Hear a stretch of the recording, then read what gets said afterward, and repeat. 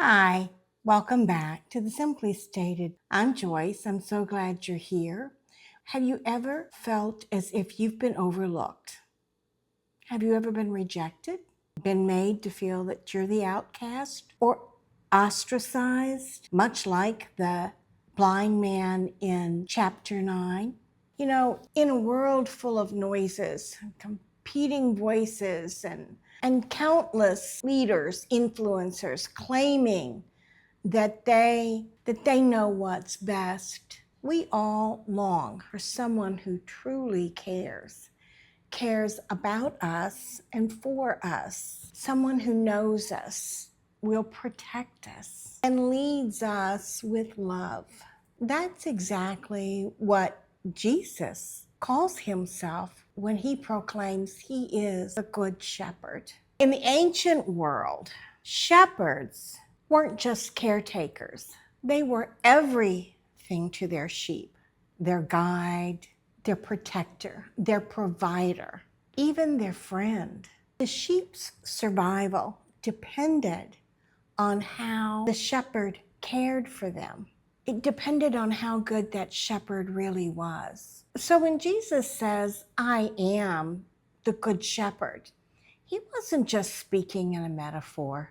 He's making a radical claim. He is the only one worthy of our trust, the only one who lays down his life for us, the only voice we should follow. Join with me today as we study John chapter 10, 1 through 21. Read along with me if you will. "I tell you the truth, the man who does not enter the sheep pen by the gate, but climbs in by some other way is a thief and a robber. The man who enters by the gate is the shepherd of his sheep. The watchman opens the gate for him, and the sheep listen to his voice. He calls his own sheep by name and leads them out. When he has brought them out, all his own, he goes ahead of them, and his sheep follow him because they know his voice. But they will never follow a stranger. In fact, they will run away from him because they do not recognize a stranger's voice." Jesus used this figure of speech, but they did not understand what he was telling them. Therefore, Jesus said again, "I tell you the truth. I am the gate for the sheep. All who ever came before me were thieves and robbers, but the sheep did not listen to them. I am the gate. Whoever enters through me will be saved. He will come in and go out and find pasture. The thief only comes to steal, kill, and destroy. I have come that they may have life and have it to the full. I am the good shepherd. The good shepherd lays down his life for the sheep. The hired hand is not the shepherd who owns the sheep. So when he sees the wolf coming, he abandons the sheep and runs away. Then the wolf attacks the flock and scatters it. The man runs away because he is a hired hand and cares nothing for the sheep. I am the good shepherd. I know my sheep, and my sheep know me. Just as the Father knows me, and I know the Father. And I lay down my life for the sheep. I have other sheep that are not of this sheep pen. I must bring them also. They too will listen to my voice, and there shall be one flock and one shepherd. The reason my Father loves me is that I lay down my life, only to take it up again. No one takes it from me, but I lay it down of my own accord. I have the authority to lay it down and the authority to take it up again. This command I received from my Father." At these words, the Jews were again divided. Many of them said, "He is demon-possessed and raving mad. Why listen to him?" But others said, "These are not the sayings of a man possessed by a demon. Can a demon open the eyes of the blind?" Now let's set this scene up. Jesus has just given sight to a man who was born blind.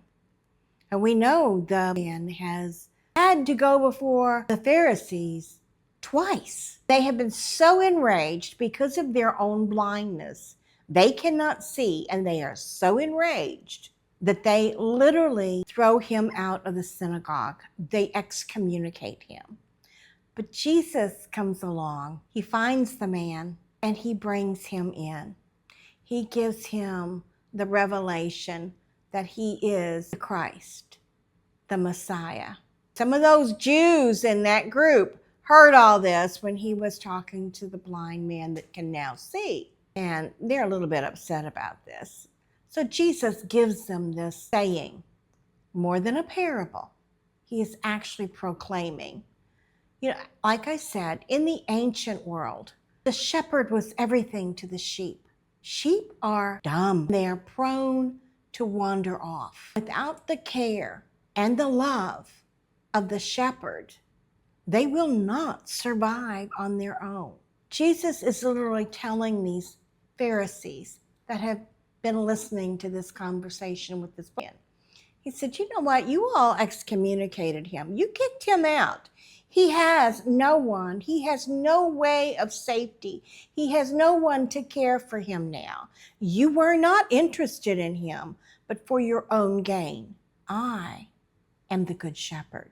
I have taken him in. He is with my flock. And that's exactly what a good shepherd did. He brought the sheep into the flock and the flock into shelter where they would be protected.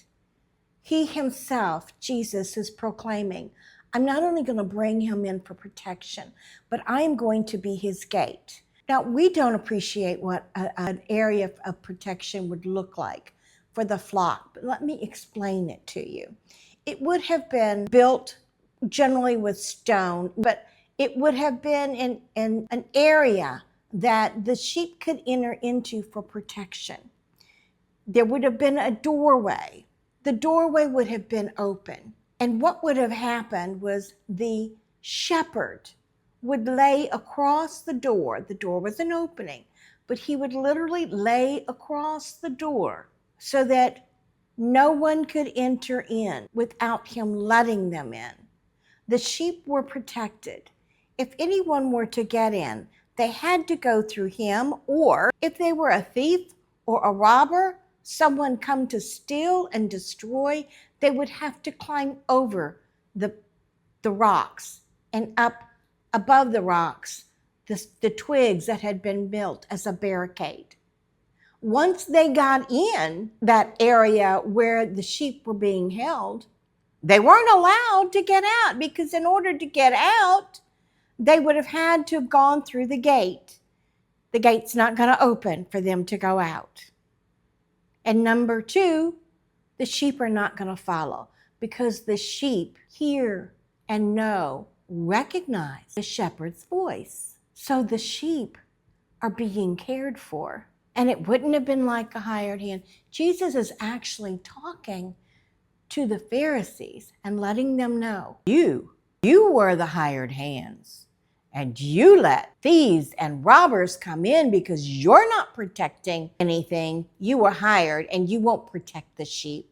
You're there for your own good and only because you're being paid to do this. And once you're not being paid, you run off. You want nothing to do with the sheep. Jesus, of course, was talking about us. In that day, he was talking about Jewish people. Jewish people were known as the flock of Israel. And he was talking about how he cared for his flock, the flock of Israel. He goes on to explain that he has other flocks that they don't even know about. What's he talking about here? Like I said, this was the flock of Israel.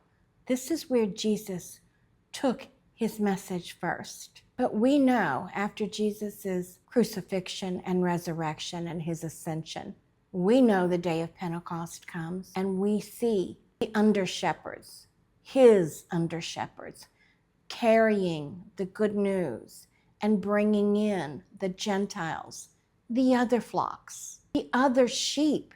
They will be united with the flock of Israel that has believed on Jesus as their Messiah. And there will be one flock. They'll all be under the Good Shepherd. This is what Jesus is referring to. He says he has the authority and the legitimacy. He has received this from his Father. The thieves and the robbers that come in to steal, kill, and destroy, led by Satan, have no authority. The beautiful thing about this passage is Jesus says, my flock hears my voice and they respond. They don't respond to anyone else. They're not going to follow. He knows them personally and they know him. He identifies with each one, their traits, their idiosyncrasies, their downfallings, and he deals with them individually based on this. Just like he knows us today. He knows our shortcomings. He knows our gifts. He knows our name, and he responds to us individually. He cares for us, and this is why Psalm 23 says he leads us beside still waters. Did you know that sheep will not go around waters that are running? The water has to be still. They're very scared of things. Some are scared of heights. Some are scared of valleys. He knows this because he knows his sheep individually, and he cares for them on an individual basis. How beautiful is that? Not a metaphor. It's a radical claim. You see, the hired hands would never do that. They don't know the sheep. Understand, if you called out to him today, he knows you. He knows your ways. He knows your fears. He knows your sins, and he will respond to you. The question is, will we respond to his voice? How in tune to him are we? Are we spending time in his word with him? Are we learning to trust his voice? Are we understanding that the Good Shepherd has laid down his life for us in order that we might be safe, in order that we might be saved? And you know, it's only through Jesus that we find true life, not just survival, but life in abundance. Jesus himself says this. He says, the thief comes only to steal, kill, and destroy. But I have come in order to give them life, not just on the edge, but to the full. We can trust him as our good shepherd with everything. In a world of hired hands, false prophets, and fleeting leaders, all with one thing in common. At your expense, they lay up treasures for themselves. In this type of world, we desperately need the Good Shepherd. As sheep, we are prone to wander.